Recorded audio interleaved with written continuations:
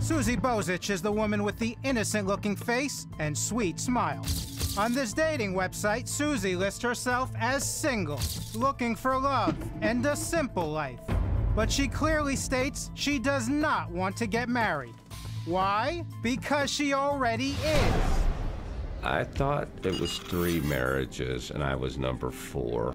As it turns out, I think I was number 5. Does it surprise you then that she's currently on dating sites and she lists her relationship status as single? No, as a matter of fact, I was told that she had been listing her status as single while we were still living in the same house.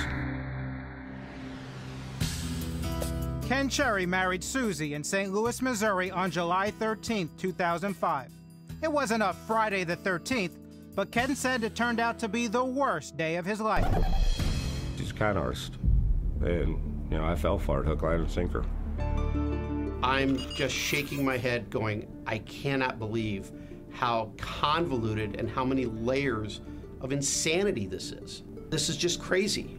Why would somebody keep doing this? Rick BURROWS is a private investigator Ken Cherry hired to look into his estranged wife. She's got a history of going from one man to another when either the finances run out or she's not happy. Who knows what her motive is? The only thing I can think of is it's greed. Ken's replaced his wedding band from Susie with a tattoo of barbed wire. Marriage was that bad. 10 years of my life gone, wasted. Ken claims this table full of legal documents tells just a small part of his personal hell. This is just a fraction of it. I've got about 3 times as much at home. There have been accusations of stalking and restraining orders. Ken claims Susie changed the locks when he left on a business trip. She took out a loan in his name, forged his signature on checks totaling $3,500. I pretty much lost everything. I'm in debt, and, you know, that's it. But that's not it. Far from it. Here's the real shocker. All the time Susie's been married to Ken, she was legally married to this man, husband number 4, Bruce Westbecher. When was the last time you saw Susan? August of '97. A month and a half ago, a private investigator shows up at my home and tells me that I'm married. It was pretty shocking. On a marriage license application to Ken in 2005, she put down that she had gotten divorced from Bruce Westbecher, number 4, in January of 1997. And she filled this out in July of 2005. So she had 8.5 years to get divorced, and she never did. She knew she wasn't divorced from him. Her whole life has been a lie. If you interview all of these husbands, I'm sure you're going to hear the exact same things with very little difference. Crime Watch Daily is going to put Ken's theory to the test. Well, Ken, there's someone I want to introduce you to. Okay. Ken, this is Bruce, husband number 4. How did you guys both fall for the same woman? She can convince you of things that you know aren't necessarily true. When I met her, she was quite a bit younger and she looked a lot better. With husbands 4 and 5 in tow, we decide to take a ride. We want to go down here and take 170 north. Susan Bozich is a woman who just loves being married. In fact, she's nearly worn out the soles of her shoes walking down the aisle. Susie's been hitched at least 5 times. She loves it so much, Susie was married to both of these guys at the same time.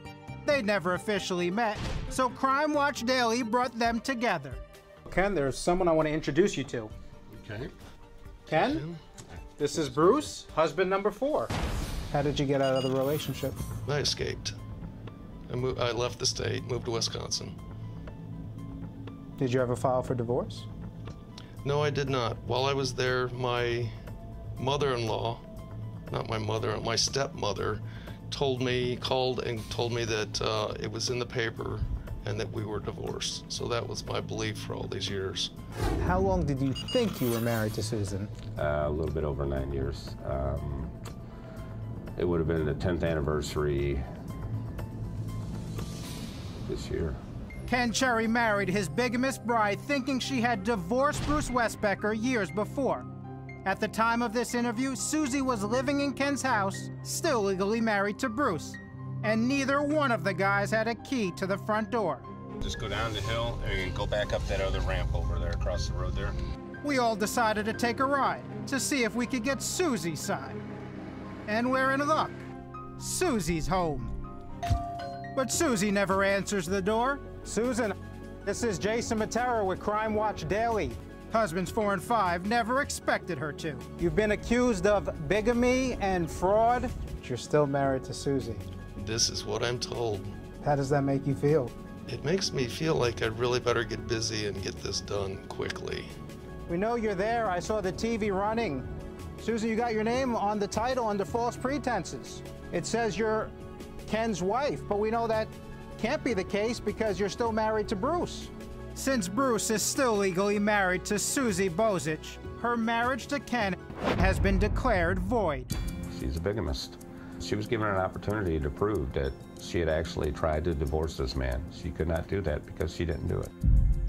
You'd think with that and his pile of legal paperwork, it would clear the way for Ken to get his house, his money, and his life back.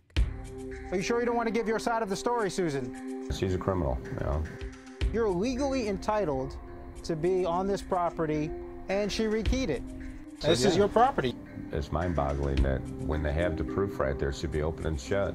They refuse to do anything. The laws are designed to protect people, but they're protecting the wrong people.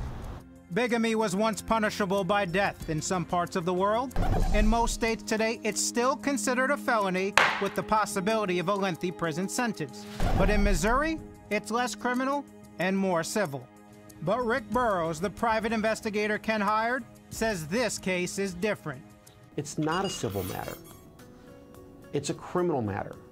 The bigamy is the root to the fraud, the bad checks, her signing her name as his wife on the documents for the house when she wasn't legally his wife. Ken's out thousands of dollars and his house because of the actions of this woman.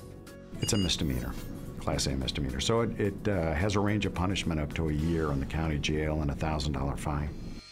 Dan DEEMER, Ken's attorney, argues some of the things Susan Bozich did to his client are criminal, but getting police involved at this point is nearly impossible. Essentially what you get is a police force that is targeting things that are either burning or bleeding. Those are the things that get attention. What are the chances that the circuit attorney ends up taking up this case? 0. So Ken's recourse at this point is what? It's all civil. And just when Ken thought he had heard it all about Susie, this bomb drops. There may actually be a husband number 6. There was no marriage license taken out, but she had been involved with an inmate that had been on death row. And you came across this through your research? Came across this in the research by talking to husband number 3. The reason he divorced Susan was because she came home and pronounced that she was in love with Lloyd Schloop, who was a convicted murderer. And there's one more little detail. Old Susie's been involved in this death row romance for close to 20 years. In November of 2013, the prisoner's mother passed away. And in the obituary, where the significant others are normally in parentheses after the family members, there is a Susan of St. Louis listed as his significant other. 2 months later, his sister passes away. In that obituary, she is listed as Susie behind his name as a significant other. Ironically, prison may be the safest place for a man dealing with Susan Bozich. At least, that's what her ex and soon-to-be ex-husband say. I think she should be stopped. Guys should start paying attention. Everybody does background checks on everybody now. If you're going to get involved with her, definitely do a background check. You'll save yourself a lot of money and a lot of heartache. She's a very convincing person, you know. It could be daylight, and she could probably present a pretty good argument to you for why it's nighttime. The whole 10 years was a lie. What would you say to the guys who are interacting with her? I'd say if they pursue it, they're damn fools.